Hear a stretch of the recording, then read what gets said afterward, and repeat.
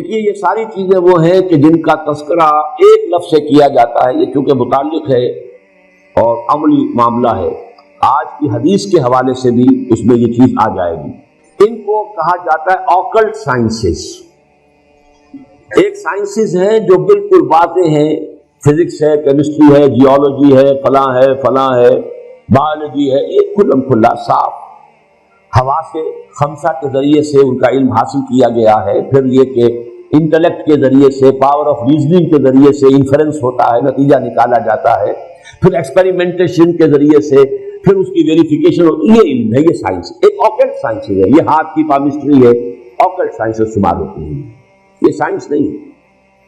لیکن یہ کہ یہ ایک طرح سے انہیں کہہ دیا گیا کہ ہاں ان میں بھی کچھ ہے، کوئی حقیقت ہے۔ اسی طرح نجوم، ستارہ شناسی ہے، آپ پیدا کب ہوئے تھے، وہ جو ہے سائنس آف نمبر وغیرہ وغیرہ، ان سب کو ایک لفظ میں جمع کر لیجئے آکلٹ سائنسز۔ دوسری بات یہ جان لیجئے ان میں کچھ نہ کچھ حقیقت ہے، اس لیے کہ اس کائنات کی جو تخلیق ہے جو اللہ نے کی ہے، یہ چیزیں آپس میں بڑی مربوط ہیں۔ آخر کوئی وجہ ہے کہ میرے انگوٹھے کا نشان کچھ اور ہے، آپ کا کچھ اور ہے، تو ایک نہیں، اور پھر یہ وہ بدل بھی جاتے ہیں۔ کیریکٹر کی ٹرانسفارمیشن اگر ہوتی ہے ذرا تو یہ لکیریں بدلتی ہیں، تو یہ کوئی انڈیکس ہے۔ لیکن ان چیزوں کی طرف توجہ کرنے سے محمد الرسول اللہ صلی اللہ علیہ وسلم نے روک، میرے لیے اور آپ کے لیے عملی اعتبار سے حضور کا فرمان۔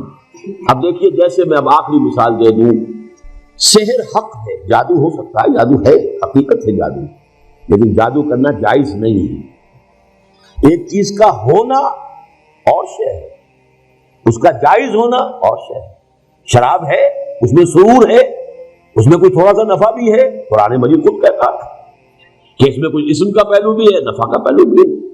اسمہما اکبر من نفعہما، شراب اور جوئے کا جو گناہ کا پہلو ہے وہ زیادہ بڑا ہے نفع کے پہلو کی نسبت، لیکن حرام ہے، تو ہم تو اس حکم کو لیں گے کہ حرام ہے۔ اسی طرح جادو حق ہے لیکن حرام ہے۔ اسی طرح یہ چیزیں ان میں کچھ نہ کچھ حقیقت ہے، لیکن حضور نے فرمایا، یہ حدیث اب سن لیجئے، جس شخص نے نجومی کی کہی ہوئی بات کو مان لیا، حق سمجھا، اس نے اس شے کی نفی کی جو میں لے کر آیا ہوں۔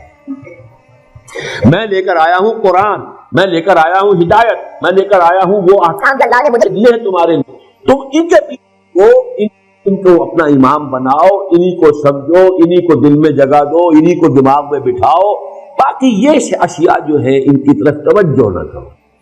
ورنہ ہمیں معلوم ہے قرآن مجید میں ہے، حضرت سلیمان کے ایک وزیر نے وہ کارنامہ کر دیا تھا کہ نہیں، ملکہ سبا کا تخت کہاں سے کہاں پہنچایا، چشم زدن میں، جبکہ عفریت من الجن نے بھی کہا تھا کہ جب تک یہ آج کا آپ کا یہ جو ہے برخاست نہیں ہوتا دربار، اس وقت تک تو میں لا سکتا ہوں، میں وہ ملکہ سبا کا بلقیس کا تخت لے آؤں گا اس سے پہلے کہ آج دربار برخاست ہو۔ لیکن جو ایک صاحب کتاب کا علم کو تھا، کوئی علم، کون سا علم تھا وہ علم قرآن کا حدیث کا تو نہیں، کوئی اور علم تھا، لیکن اس نے کیا کیا، من قبل ان یرتد الیک،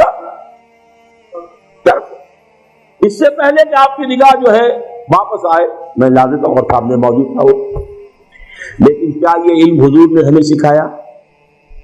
کیا صحابہ کو سکھایا؟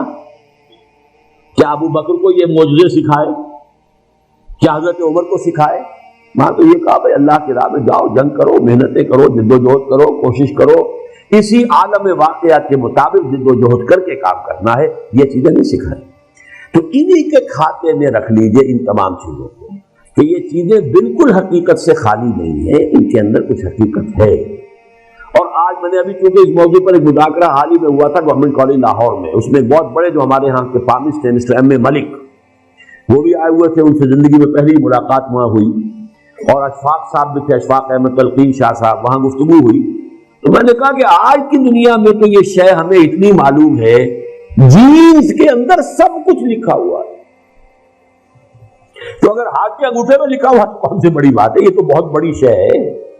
ہر سیل کے اندر جو اس کے اندر جو نیوکلیس کے اندر جینز ہیں، اس میں ہر شے ہوتی ہے۔ آپ आपकी पूरी हस्ती मौजूद, आपका पूरा वजूद मौजूद। तो बहुत ही छोटी सी शय में है, ये अंगूठा हो या हाथ का ये पूरा, वो तो बहुत कुछ हो सकता है, लेकिन हमें मोहम्मद रसूलुल्लाह ने इन चीजों की तरफ तरगीब नहीं दिलाई। हमें रखा है किताबुल्लाह पढ़ो और समझो, मेरी सुन्नत पर अमल करो, और जो दुनिया में जो मादी वसाइल और ज़राए हैं उनको तस्खीर करो, उन्हें इस्तेमाल करो, तवक्कुल अल्लाह पर रखते हुए भरपूर अइद्दू लहुम मस्तताअतुम। ये नहीं कि बैठकर तुम अपनी वो तपस्याएं करके रूहानी कुव्वत इतनी तैयार कर लो कि बस एक थूक मारो और पूरी का पूरा मुश्किल लश्कर कुफार खत्म हो जाए।